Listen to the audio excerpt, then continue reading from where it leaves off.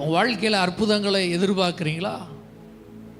வேதம் சொல்லுது, நீ விசுவாசித்தால் தேவனுடைய மகிமையை காண்பாய். இதுதான் அற்புதத்துக்கான ஃபார்முலா. என்ன செய்யணும்? விசுவாசிக்கணும். விசுவாசம் என்பது வந்ததுக்கப்புறம் நடந்ததுக்கப்புறம் காண்பிக்கிறதல்ல.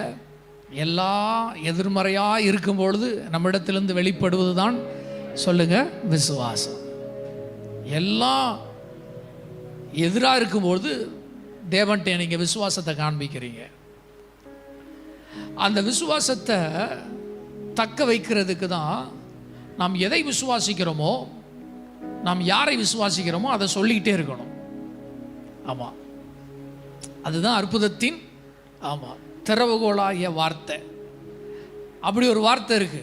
ஆமாம், அதை 7 முறை சொல்லுங்க. ஆமாம், சொல்லி முடிக்கவும். அப்படி சொல்லாமல் என்ன, 7 முறையோ 70 முறையோ 7000 முறையோ என்ன தெரியுமா?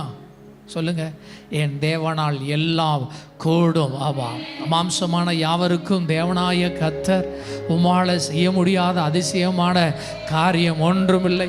கர்த்தரால் ஆகாத காரியம் ஒன்று உண்டோ? என் தேவனால் எல்லாம் கூடும். என் தேவனால் எல்லாம் கூடும். என் தேவனால் எல்லாம் கூடும்.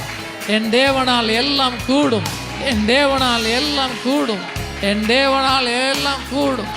என் தேவனால் எல்லாம் கூடும். ஆமாம், அற்புதம் நடக்கிறதுக்கு, உங்கள் விசுவாசத்தை தக்க வைக்கிறதுக்கு உங்கள் வாயிலிருந்து வர்ற வார்த்தை,